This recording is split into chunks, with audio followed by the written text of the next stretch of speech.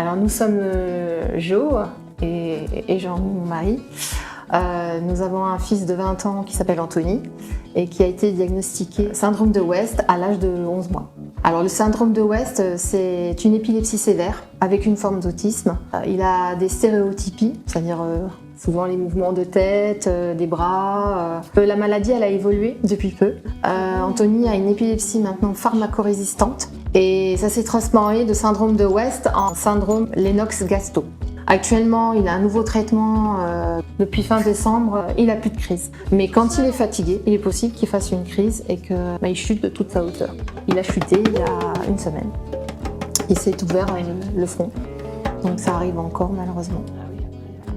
Avec Anthony, une journée type, c'est le matin, on le réveille, on lui donne son médicament, on le change.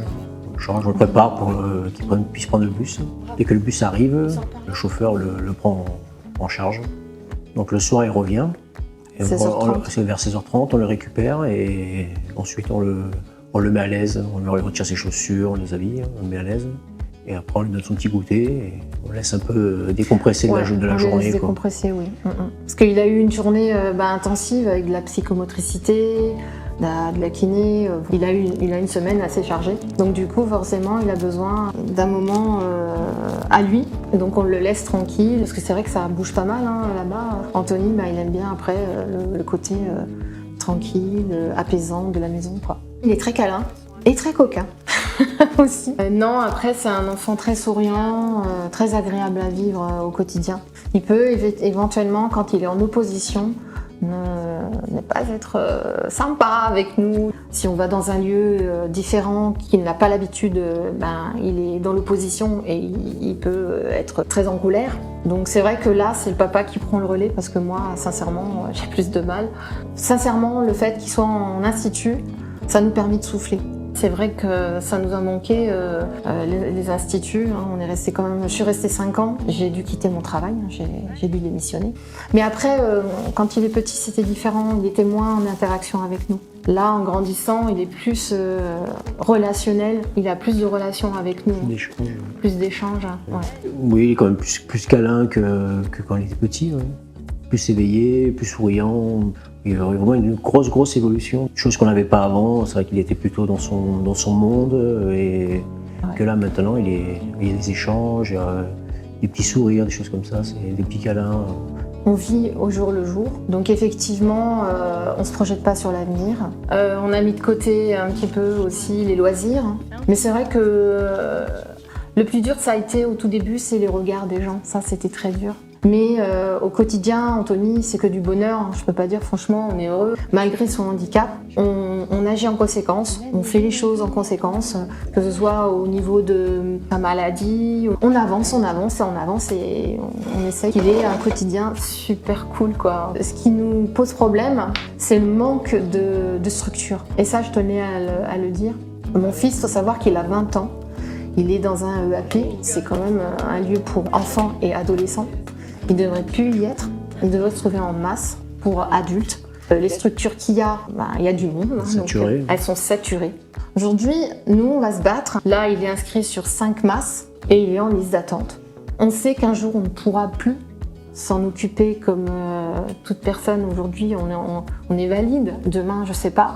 Mais c'est vrai que les structures sont inexistantes. Puis ça prend la place de quelqu'un. Et ça prend la place d'un enfant ou d'un adolescent qui devrait être dans la structure où Anthony est actuellement.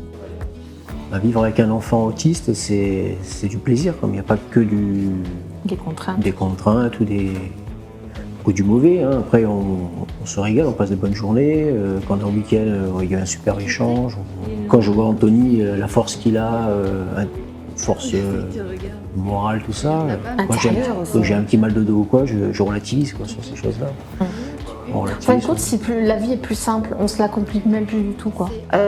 C'est vrai qu'on est focalisé la vie sur... différemment, on y va différemment. On fait attention aussi pour Maxime, parce qu'on ne faut pas oublier qu'il a son frère jumeau.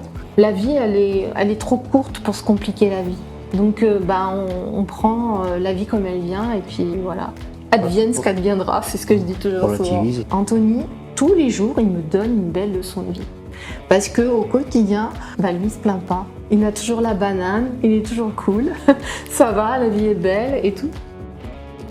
photo.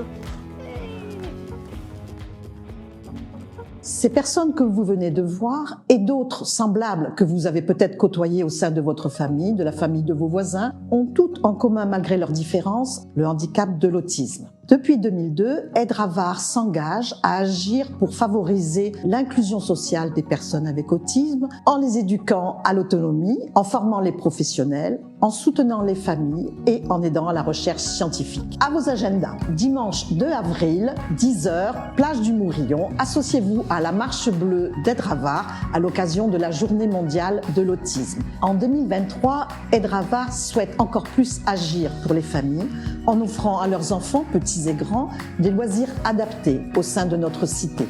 Alors aidez Aides-Ravard, adhérez, faites un don. Merci.